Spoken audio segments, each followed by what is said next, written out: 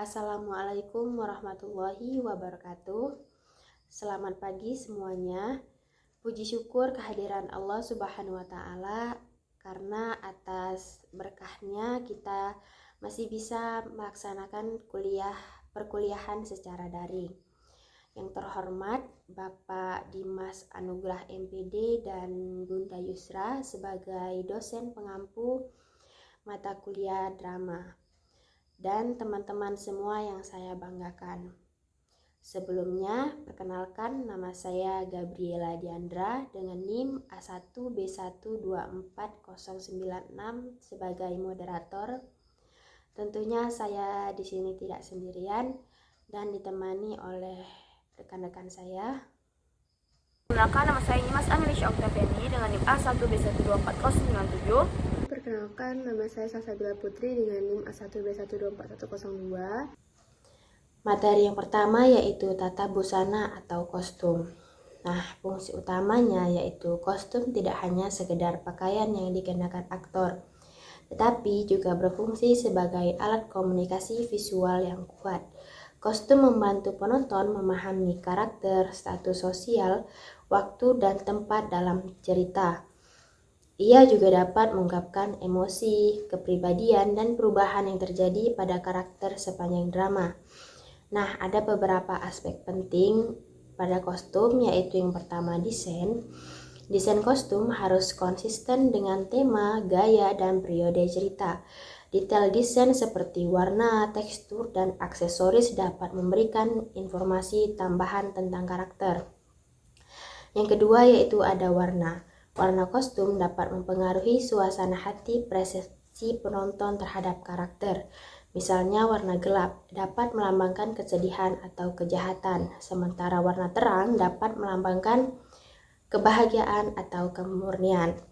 Dan yang ketiga itu ada bentuk. Bentuk dan potongan kostum dapat mencerminkan kepribadian status sosial karakter.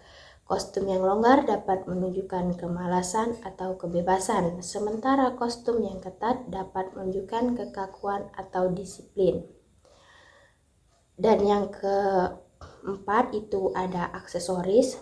Aksesoris seperti perhiasan, topi, dan senjata dapat menambahkan detail dan informasi lebih lanjut tentang karakter dan setting.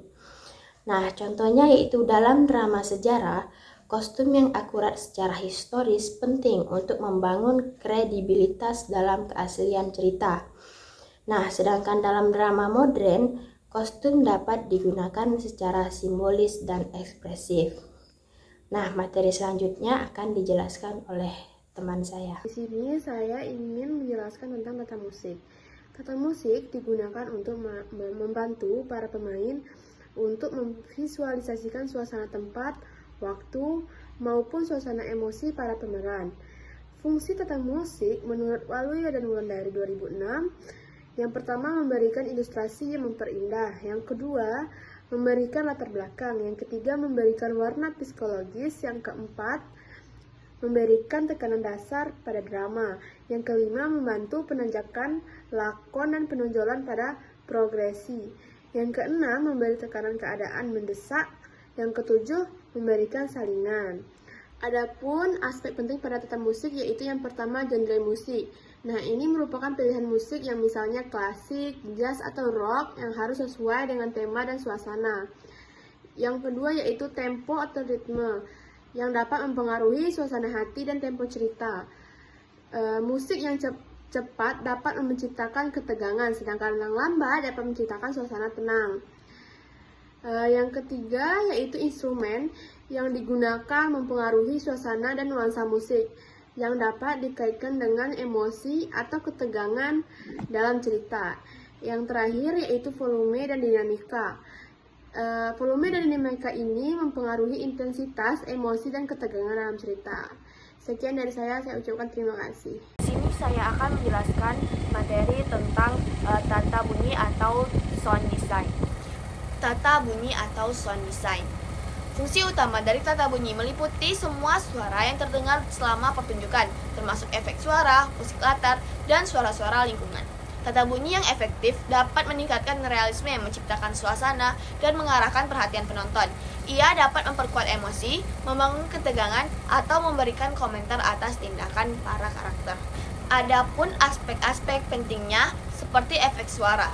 Efek suara digunakan untuk menciptakan suasana dan memperkuat realisme drama. Ini dapat berupa suara alam, misalnya angin, hujan, atau petir.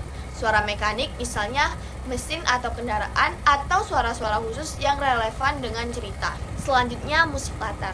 Musik latar berfungsi untuk menciptakan suasana dan mendukung emosi dalam adegan. Musik latar harus dipilih dengan hati-hati agar tidak mengganggu dialog atau aksi di atas panggung. Kemudian suara lingkungan. Suara lingkungan dapat digunakan untuk menciptakan suasana yang lebih realistis dan imersif. Ini dapat berupa suara kerumunan, suara lalu lintas, ataupun suara burung. Penggunaan mikrofon dan sistem suara. Teknologi audio harus digunakan secara efektif untuk memastikan bahwa suara yang terdengar jelas dan seimbang. Contoh, suara langkah kaki yang semakin dekat dapat membangun ketegangan, sementara suara hujan dapat menciptakan suasana yang suram dan melankolis. Nah, kesimpulan pada materi kita hari ini yaitu tata busana, tata musik, dan tata bunyi adalah unsur penting dalam membangun drama. Tata busana membantu menggambarkan karakter dan suasana melalui desain, warna, bentuk, bahan, dan aksesoris.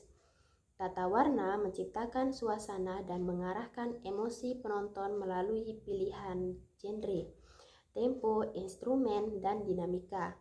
Tata bunyi menambahkan realisme dan atmosfer cerita lewat efek suara, musik latar, suara lingkungan, dan teknologi audio. Ketiganya bekerja sama untuk memperkuat pengalaman estetis dan emosional penonton. Nah, baik, jika teman-teman sudah mendengarkan penjelasan dari kelompok kami, jika teman-teman ada yang ingin ditanyakan, silakan cantumkan pada kolom komentar.